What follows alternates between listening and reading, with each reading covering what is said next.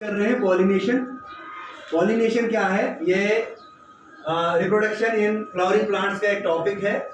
Pollination क्या है? Pollination is the transfer of pollen grain from anther of one flower to the stigmatic surface of another flower borne on the same और different plant is known as pollination. अब देखिए, pollination को दो category में classify किया है। एक है self pollination and the second one is cross pollination. अगर हम सेल्फ पॉलिनेशन की बात करेंगे, सेल्फ पॉलिनेशन क्या है? It is the transfer of pollen grain from anther of one flower to the stigmatic surface of same flower और same flower but born on the same plant is known as self pollination. Now this self pollination is further classified into two types. One is known as autogamy and second is known as zygonogamy. Now let me consider autogamy. Autogamy usually takes place in bisexual plants. Bisexual plants में autogamy होती है, लेकिन flower same होना चाहिए। तो यहाँ पे diagrammatic representation दिया है। मान लो हमारे पास एक मेन प्लांट है, इस मेन प्लांट का ये फीमेल पार्ट है और ये मेल पार्ट, यहाँ पर भी फीमेल पार्ट है और मेल पार्ट है। अगर ये male part same female part पे आ गया, मतलब अगर यहाँ पे ये एंथर सेम स्टिग्मा पे गिरा, सेम फ्लावर के स्टिग्मा पे गिरा, तो इस कंडीशन को हम कहते हैं ऑटोगेमी। इस कंडीशन को क्या कहेंगे? इस कंडीशन को कहेंगे ऑटोगेमी। और ऐसे ही अगर हमारे पास यही स्टिग्मा, ये एंथर दूसरे स्टिग्मा पे गिरेगा लेकिन सेम प्लांट पे गिरेगा, तो इसे कहेंगे ज़िगोनोगेमी। देखिए, ज़िगोनोगेमी जो है ये थोड़ी वेरिएशन लेगा, लेकिन ज्यादा वेरिएशन ये नहीं लाता है। अगर ये डिफरेंट प्लांट पे गिरेगा लेकिन सेम स्पीशीज का होना चाहिए, तो उस वाली कंडीशन को हम कहते हैं ज़िगोनोगेमी। क्लियर है यहाँ तक? अब देखिए, अब हमने क्या देखना है, याद रखना कंडीशन फॉर ऑटोगेमी। ऑटोगेमी के लिए क्या क्या कंडीशंस रिक्वायर्ड है। सबसे पहले ऑटोगेमी जो है ये वेरिएशंस तो देता है, लेकिन बहुत कम वेरिएशन देता है, क्योंकि जीन लेवल पे चेंज नहीं आएगा। ठीक है ना, मॉर्फोलॉजिकल चेंजेस आ सकती है इसमें। नंबर सेकंड, ये कहाँ पे होता है? They are usually occurs in bisexual flowers. ये बाइसेक्सुअल फ्लावर्स में आता है। अब देखिए, जो बाइसेक्सुअल फ्लावर्स है इनका जो स्टिग्मा है वो रिसेप्टिव होता है।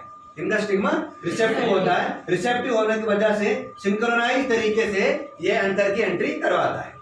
उसके बाद अगर हम देखेंगे, एक कंडीशन जो है ऑटोगेमी के लिए, दो कंडीशनें और हैं। Number one is known as open flower and second is known as close flower. याद रखना, ओपन फ्लावर को हम कहते हैं चाज़्मोगेमस। ओपन फ्लावर को हम कहते हैं चाज़्मोगेमस फ्लावर, और क्लोज फ्लावर को हम कहते हैं क्लिस्टोगेमस फ्लावर। ठीक है ना? और ये जो क्लिस्टोगेमस फ्लावर है, याद रखना, इन क्लिस्टोगेमस फ्लावर में सिर्फ और सिर्फ ऑटोगेमी पॉसिबल है। इन क्लिस्टोगेमस फ्लावर में ऑटोगेमी पॉसिबल है, ज़िगोनोगेमी इनमें पॉसिबल नहीं है, या ज़िगोनोगेमी इनमें पॉसिबल नहीं है।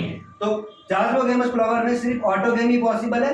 याद रखना, फ्लावर क्लोज्ड है, तो पॉलिनेटर की रिक्वायर यहाँ पे नहीं है, तो नो रिक्वायरमेंट ऑफ फ्लावर। और याद है, ये किसमें होता है? ये होता है अंडरग्राउंड फ्लावर्स। जैसे अंडरग्राउंड फ्लावर किसमें होते हैं? आपने देखा होगा, अंडरग्राउंड फ्लावर जो है ये आता है हमारा जो मूंगफली है, ग्राउंड नट। ठीक है ना, ग्राउंड नट इसका एग्जाम्पल आता है। उसके बाद अगर हम बात करेंगे ओपन फ्लावर की, ओपन फ्लावर को हमने क्या कहा? चाज़्मोगेमस कहा। इस चाज़्मोगेमस के क्या कैरेक्टर होंगे? देखिए, चाज़्मोगेमस फ्लावर ऑटोगेमी भी शो करेगा, ज़िगोनोगेमी भी शो करेगा, ज़िगोनोगेमी भी शो करेगा, और मोस्ट इंपॉर्टेंट इसमें पॉलिनेटर की रिक्वायर होती है। क्लियर है ये चीज? आप देखिए, पॉलिनेटर क्या है? Agent that causes pollination. वो एजेंट, आप देखिए, ये एजेंट दो तरह के हो सकते हैं, ये बायोटिक भी हो सकते हैं और एबायोटिक भी हो सकते हैं। ये हम कल के टॉपिक में पढ़ेंगे। उसके बाद नेक्स्ट आता है हमारा ज़िगोनोगेमी। अगर हम ज़िगोनोगेमी की बात करेंगे, तो ज़िगोनोगेमी में क्या होता है? इसमें चाहिए different flower different plant, different flower different plant, but of same species. ये चीज मोस्ट इंपॉर्टेंट है, बट ऑफ सेम स्पीशीज। यहाँ पे क्या था? Same plant same flower same plant. यहाँ पे क्या था? Different flower same plant. यहाँ पे क्या है? Different flower different plant, but of same species. अब कंडीशन क्या है ज़िगोनोगेमी? सॉरी, कंडीशन क्या है ज़िगोनोगेमी? ज़िगोनोगेमी का प्लांट जो है वो डिफरेंट है, डिफरेंट होना चाहिए, बट ऑफ सेम स्पीशीज होना चाहिए। और ज़िगोनोगेमी में क्या चाहिए? पॉलिनेटर। अब देखिए, ये पॉलिनेटर दो तरह के होंगे। पॉलिनेटर जो है दो तरह के होंगे, एक होंगे बायोटिक, दूसरे होंगे एबायोटिक। ठीक है ना? एबायोटिक में एक आएगा विंड, दूसरा आएगा एयर। ठीक है ना? बायोटिक में बर्ड्स आएंगे, ठीक है ना, बायोटिक्स में स्नेल्स आएगा, बायोटिक्स में बैट्स आएंगे। ठीक है ना? बायोटिक्स में और क्या आ सकता है? इंसेक्ट्स आ सकते हैं। Very good. ठीक है ना? तो ये जो टॉपिक रहेगा ये हमारा कल का टॉपिक रहेगा।